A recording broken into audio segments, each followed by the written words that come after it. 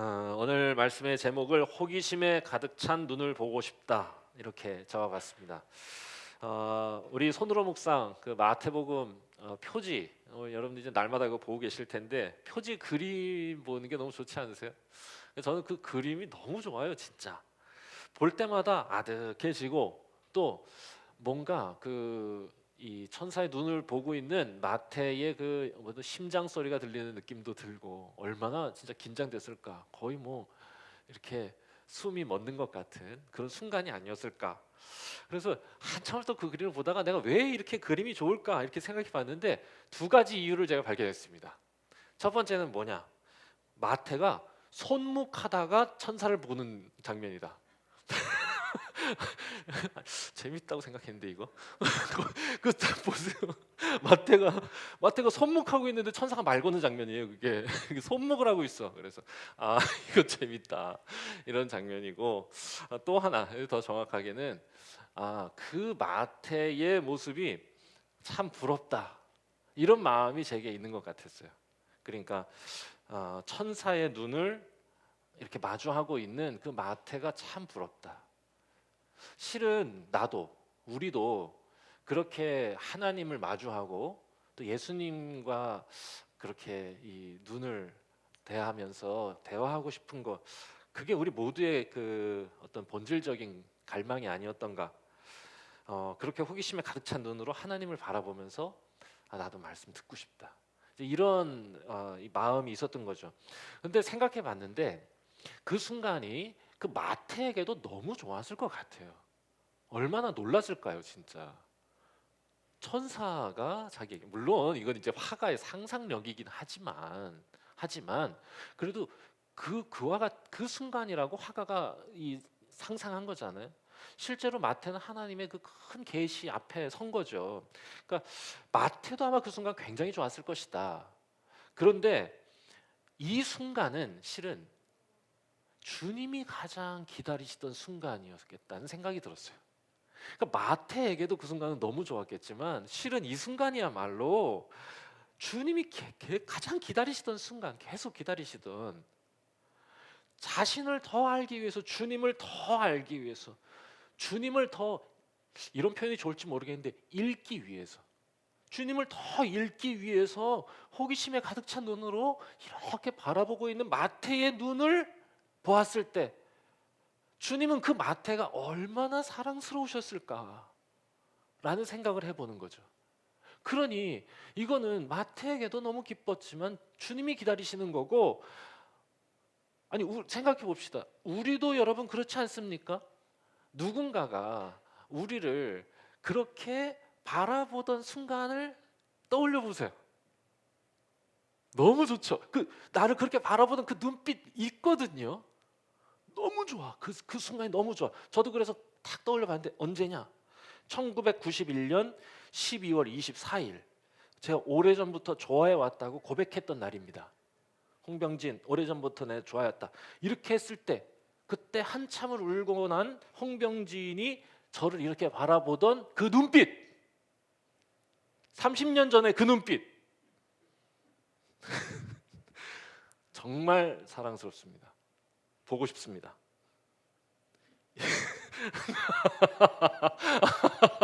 보기가 쉽진 않습니다만 그래도 30년 전에 그 눈빛 얼마나 사랑스러웠어요.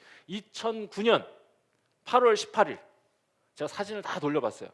2009년 8월 18일 대관령의 어느 작은 펜션에서 아침을 먹으면서 아이들에게 여행 이야기를 들려줬거든요. 아빠 엄마가 다니던. 그때 그 꼬맹이 태균이 아빠를 바라보던, 아빠를 더 알고 싶다, 에? 아빠를 읽고 싶다 라는 그 호기심에 찬 그 눈빛, 그립습니다. 그립다. 여러분 여러분, 우리는요 그 눈빛을 마주했을 때 너무 행복해. 그냥 나를 알고 싶어하는, 나를 읽기 위해서 호기심에 가득 찬 눈으로 이렇게 바라보는 그 눈빛을 바라볼 때, 나를 그렇게 바라보는 존재가 사랑스럽지 않을 수가 없어요. 게다가 내가 사랑하는 존재가 나를 그렇게 바라봐 준다면 뭘 더 바랄 게 있겠습니까? 주님의 바람이 이것이다 이거죠. 여러분, 주님이 이 사순절 기간 동안에 우리에게 무엇을 바라시겠는가? 우리가 마태복음을 묵상하면서 우리가 이 사실을 기억하고 싶어서 오늘 제목을 그렇게 잡은 겁니다. 호기심에 가득 찬 눈을 보고 싶다. 그러고 보니 성경에서 하나님이 행하시던 일들의 이유가 보이기 시작합니다. 하나님께서 모세를 불러서 이스라엘을 해방시키시는데 모세에게 지팡이를 주셨습니다. 그래서 그 지팡이를 던지니까 뱀도 됐다가 다시 한번 또 지팡이도 됐다가 그 지팡이를 홍에다 딱 하고 하니까 바람이 불어가지고 홍에도 갈라지고, 그거 뭐 마술 지팡이 같은 거죠. 그런데 하나님께서 모세에게 지팡이를 주신 이유는 모세가 마법사가 되라는 게 아니라 그 일을 행하시는 이루시는 하나님을 바라보는 그 눈빛이 보고 싶으셨기 때문입니다. 홍해를 가르시고 만나를 주신 이유도 똑같지 않습니까? 하나님의 능력이 얼마나 대단한지를 증명하시려는 게 아니라 그 일을 행하시는 하나님을 이스라엘이 부디 호기심에 가득 찬 눈으로 보는 것, 하나님을 읽어가기를 바라는 거예요. 온통 고개를 쳐박고 땅의 일을 붙들고 살아가는 이스라엘에게 이 일을 이루시는 하나님을 향하여서 호기심에 가득 찬 눈으로 바라보면서 그분을 읽고 그분을 배우게 하시려는 것. 왜? 우리 인간은 놀라움의 대상을 배우고 싶어 하거든요. 그래야 배우거든요. 비로소. 예수님께서 공생애를 시작하시면서 그 고향 동네인 가버나움에서 말씀하셨어요. 그리고는 그 고향 동네 주변을 돌아다니시면서 이적을 행하셨습니다. 고라신, 벳세다. 이유가 뭐였을까요? 얼마나 이분이 대단한 영웅인지 히어로인지를 보여주시려는 거 아니겠죠. 마찬가지겠죠. 주님을 그렇게 바라보기를, 그렇게 귀 기울이기를 주님이 바라셨던 거겠죠. 그게 그래서 성경이 기록하고 있는 복음서의 기록 방식이죠. 앞부분에 항상 뭘 기록합니까? 가버나움과 벳세다와 고라신, 그 갈릴리 지역에서 행하신 주님의 이적들을 기록하고 있어요. 목적이 뭐겠어요? 놀라움의 눈으로, 경의에 찬 눈빛으로 주님을 바라보기를 바라시는 거죠. 그게 주님이 이 땅에 오신 이유겠죠.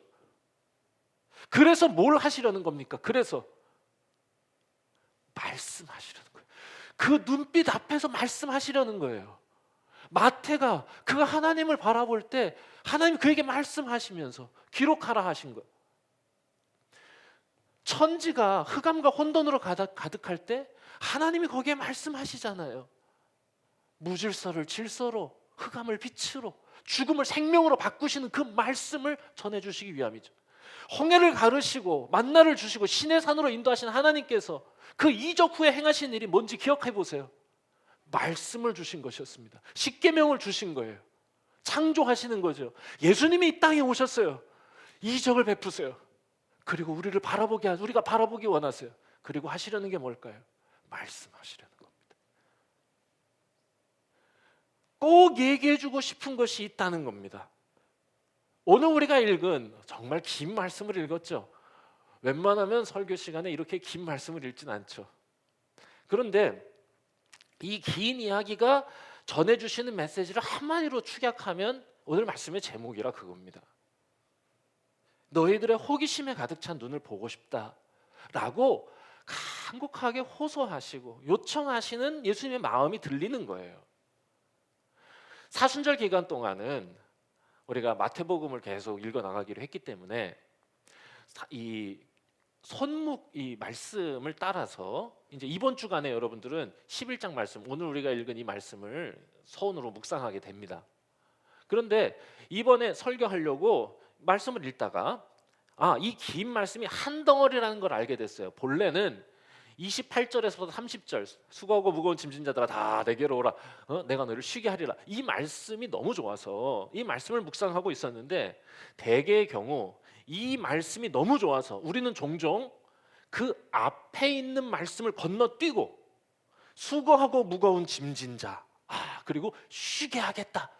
여기에 완전히 주목하면서 힘든 일상에 주시는 하나님의 위로로만 이것을 받는 경향이 있습니다. 그래서 위로를 주시는구나, 그래 나를 안아주시는구나, 이렇게만 자꾸 들으려는 이 말씀은 여러분 독립적으로 존재하는 말씀이 아니라 맥락 속에 존재하는 하나님의 말씀입니다. 그러니까 11장의 결론인 거거든요. 그래서 맥락을 통해서 읽으면 다른 주제에 방점이 찍힌다는 걸 알게 됩니다. 실제로 28절에서 30절 말씀을 보세요. 수고하고 무거운 짐진 자들아 다 내게로 오라, 내가 너희를 쉬게 하리라. 이게 초청이죠, 그냥. 그러니까 28절 초청, 29절이 요구입니다. 나는 마음이 겸손하고 온유하다. 그러니까 너희는 내게 와서 내게 배우라. 요구가 나오고요. 29절 후반절에서부터 30절, 그러면 네 마음이 쉼을 얻을 것이다. 30절, 내 짐은 쉽고 가볍다. 그래서 29절 하반절에서부터 30절까지는 그것의 결과죠. 요구를 받아들인 결과. 자, 그러니 방점이 어디에 찍히는 겁니까? 초청과 결과. 하고 싶은 얘기는 뭐예요?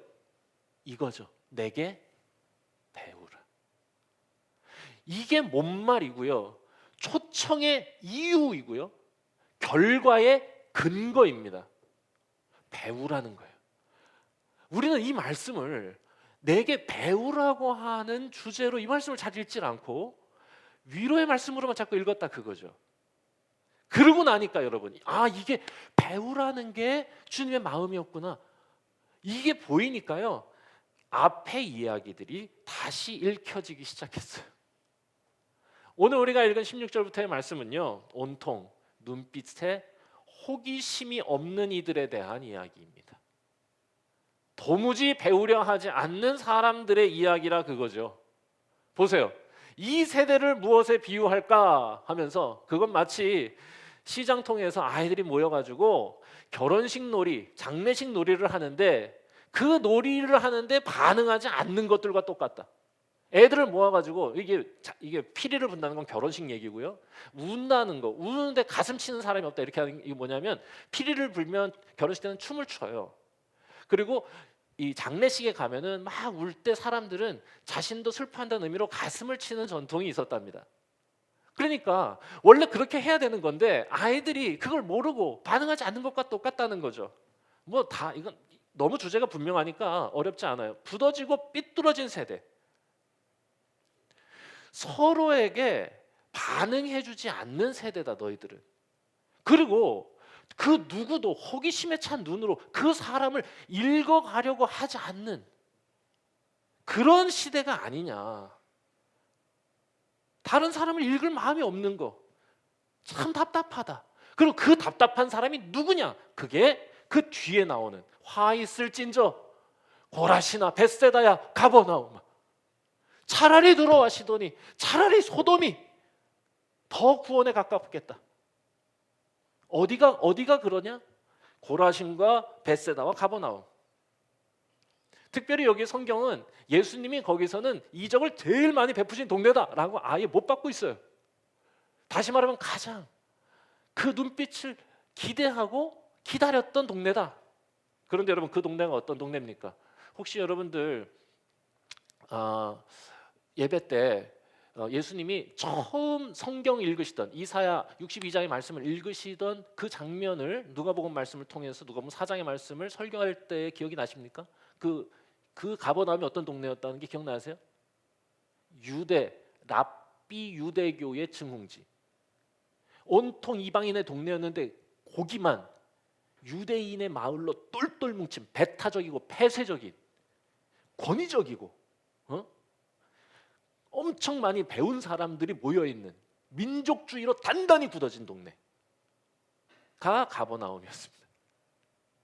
그런데 그곳에서 이방인의 얘기를 쏙 빼고 읽으셨던 예수님의 그 말씀이 얼마나 혁명적이었던가를 함께 생각했었죠. 그 동네 얘기를 하는 겁니다. 많이 배우긴 했지만 배운 걸 가지고 무기 삼아서 다른 사람을 무시하는 사람들, 도무지 사람들에게 배울 생각은 전혀 없는 사람들, 그러니까 예수님께 놀라는 사람들이 지극히 꼴보기 싫었던 사람들의 동네. 아니 목수 아들이 뭐라 라고.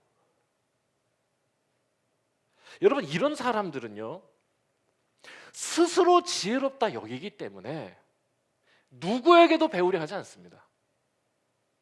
자기가 아는 걸 무기 삼아서 살아가는 사람들은요, 멈추겠다 작정하는 거죠. 놀라지 않으려고 작정합니다. 웬만하면. 왜냐? 놀라는 걸 부끄러워하는 것 같아. 진짜 어리석은 일이죠. 궁금해하지 않아요, 이런 사람들은. 왜? 왜 그래? 왜? 자긴 다 알아야 되니까. 그리고 이런 사람들은요, 질문이 없습니다. 도무지 질문을 안 해. 다른 사람이 나한테 물어야 한다고 생각할 뿐, 자기는 누구에게도 묻지 않습니다. 그리고 다른 사람의 인생을 경의에 찬 눈빛으로 바라보지 않아요.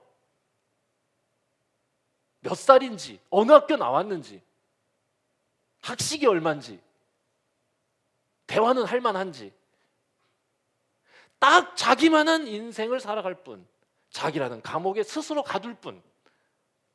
너무 폐쇄적이고. 그러니 이런 이들의 눈빛에는 호기심도 영롱함도 없겠죠. 생기는 없고 도끼가 있겠죠.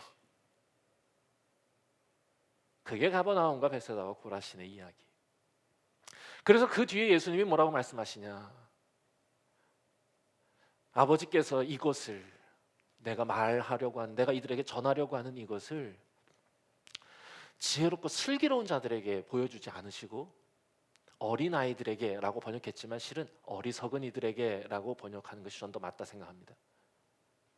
어리석은 자들에게, 다시 말하면 배우려 하는 자들에게, 스스로 지혜롭다 하는 자들이 아니라 스스로 자신의 어리석음을 아는 자들에게 이것을 보이셨음에 감사합니다 라고 하는 이야기.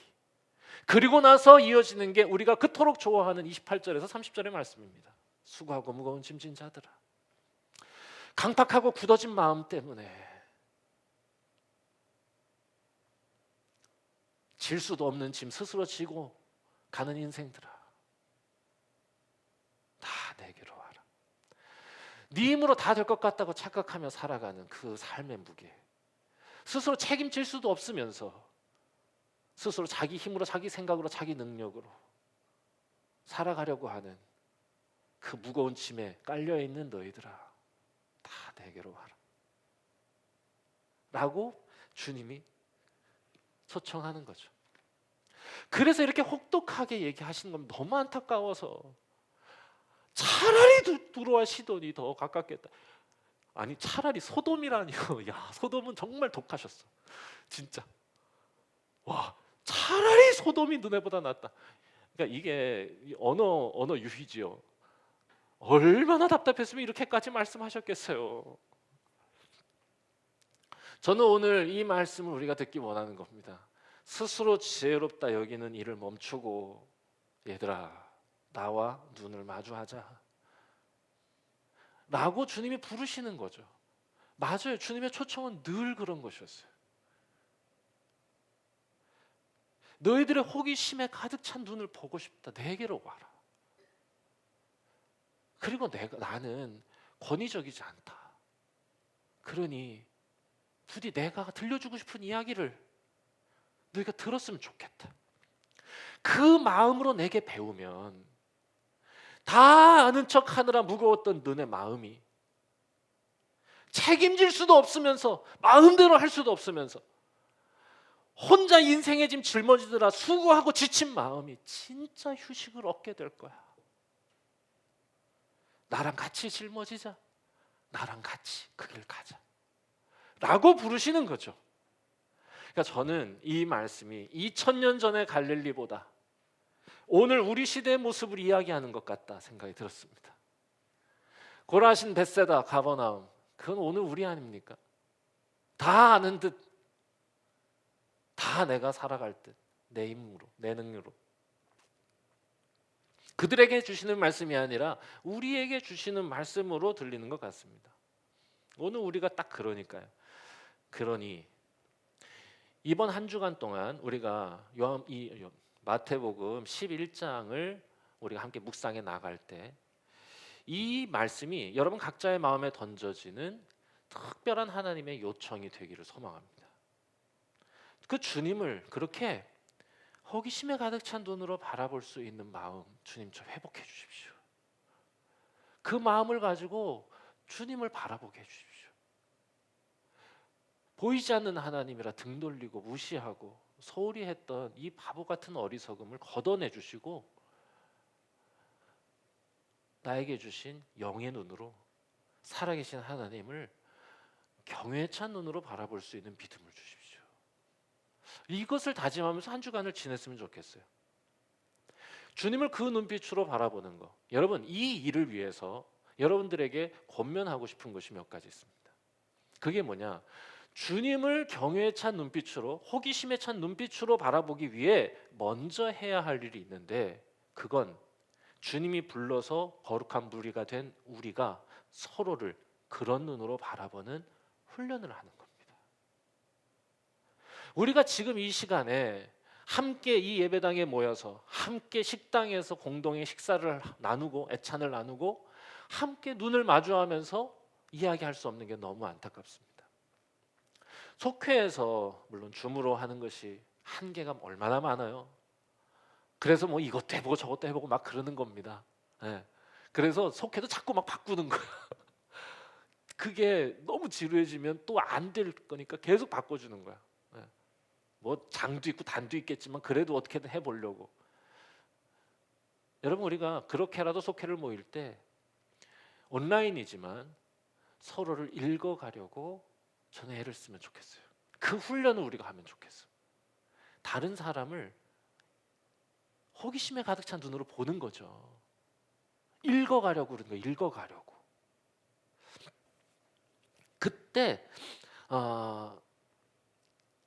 아마 우리는 더 사랑하고 있다는 것을 확인하게 될 거고, 서로를 통해 또 서로를 위해서 성장해가는 공동체가 될 거다, 이렇게 생각합니다. 호기심에 찬 눈빛이죠. 며칠 전에 저희 집사람이 좋아하는 유키즈 온 더 블록이라고 하는 TV 프로를 봤습니다. 저는 그걸 자주 보진 않는데 집사람은 맨날 밤에 그걸 보고 자요. 왜 그런지 모르겠어요. 근데 그게 그렇게 재밌대. 혼자 키득키득키득 거리고 키득거리다가 콕을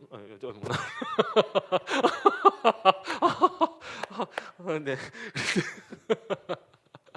근데 그게 그렇게 재밌다고 그러면서 그걸 같이 봤어요. 근데 이번 주에 곽재식이라고 하는 소설가가 나왔습니다. 이게 어떤 분이냐면은 한국의 이 역사 고전에 나와 있는 괴물들에 대한 이야기를 소개하는 소설가야.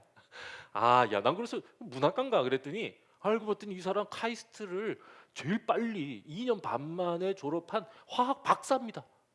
이야, 그리고 이 사람이 막 하는 얘기를 보니까 알고 있는, 이해하는, 갖고 있는 지식과 삶의 스펙트럼이 어마어마하게 넓어요. 이거 한 사람의 게 아니라는 느낌이 들 정도야.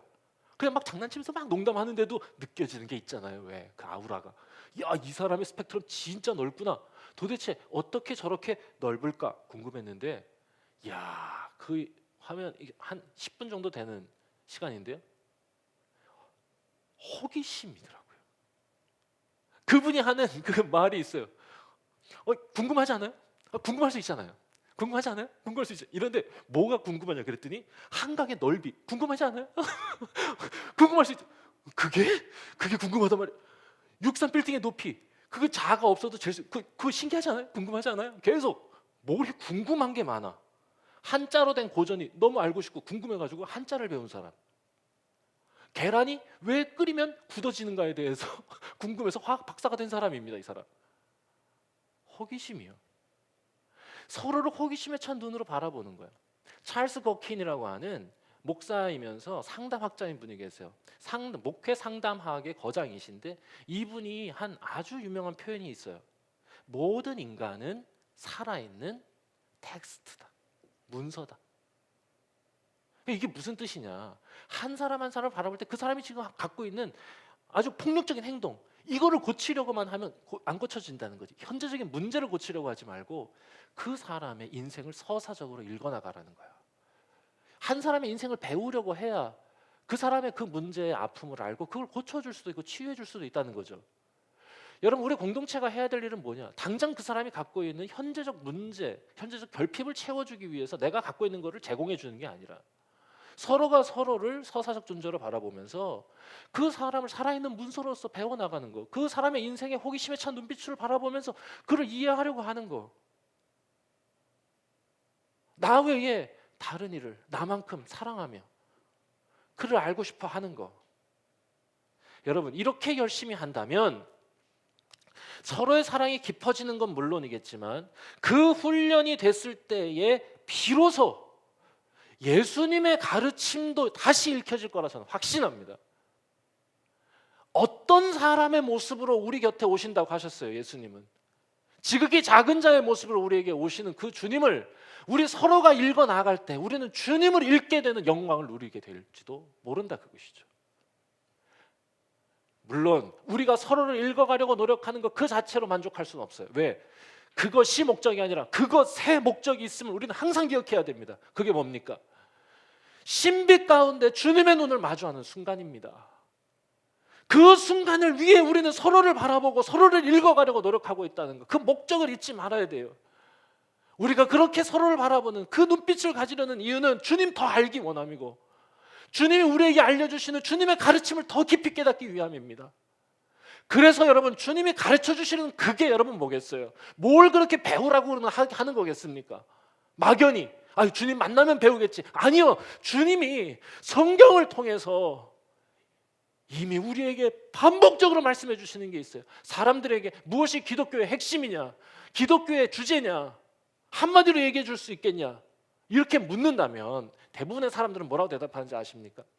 사랑이라고 대답할 겁니다. 사랑. 맞아요, 사랑이죠. 이게 핵심 주제겠죠. 또 어떤 사람은 십자가다, 또 어떤 사람은 뭐라고 그럴까요? 뭐 헌신이다, 제자도다, 이렇게 얘기할 수 있어요. 예배가 중요하다, 예배. 그게 기독교의 핵심이다. 이게 다 관련이 있고 중요한 주제인 것은 맞습니다. 그런데 여러분, 성경이 처음부터 끝까지 예수님께서 한결같이 끊임없이 설명하고 선포했던 그 주제, 가르쳐 주시려고 했던 그 주제를 설명하는 사람은 드물어요. 하나님 나라입니다. 이걸 그렇게 얘기해 주고 싶으셨던 거예요. 하나님 나라라고 말하는 사람도 종종 그냥 죽어서 가는 천국과 동의어로 하나님 나라를 생각하는 사람들도 있고, 조금 무슨 사회에 좀 관심 있는 사람들, 사회의식이고 역사의식이 있는 사람들은 사회정의, 인권, 평등과 동의어로 하나님 나라를 생각하는 사람들도 있습니다. 그게 다 틀렸다는 게 아니라 진짜 성경이 말하는 하나님이 가르쳐 주신 하나님 나라, 자기만 사랑하며 살던 삶을 회개하고 하나님을 인생의 주인으로 고백하고 하나님 다스림의 아래서 살겠다고 삶의 전환을 이루어서 예수님과 함께 예수님을 따라 예수님처럼 살아가는 인생이 되는 겁니다. 그런 사람들이 모여있는 공동체, 그런 마을, 그런 나라, 그런 세상, 하나님 나라, 그것이죠. 삶의 전환을 이루어 저만을 사랑하던, 그래서 세상을 망가뜨리던, 깨어진 세상의 일부로 살아가던 이가 정말로 나를 만드신 하나님을 고백하고 주인의 자리에서 내려와서 그분께 주인의 자리를 내어드리고 삶의 전환을 이루어서 하나님이 기준이 되고 하나님이 목적이 되어서 살아가는 인생, 이게 하나님 나라죠.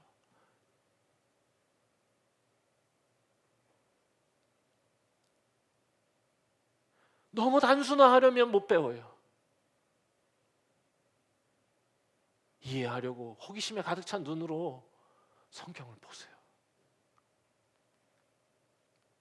이 하나님 나라를 꿈꾸지 않으면, 이 하나님 나라 배우지 않으면 우리 신앙생활은 흔들리고 방황할 수밖에 없을 겁니다. 산악 용어 중에 링반데룽이라는 말이 있어요. 링반데룽입니다. 이게 독일어로 링이 원이고 반데룽은 걷다는 건데 계속 돈다는 거예요.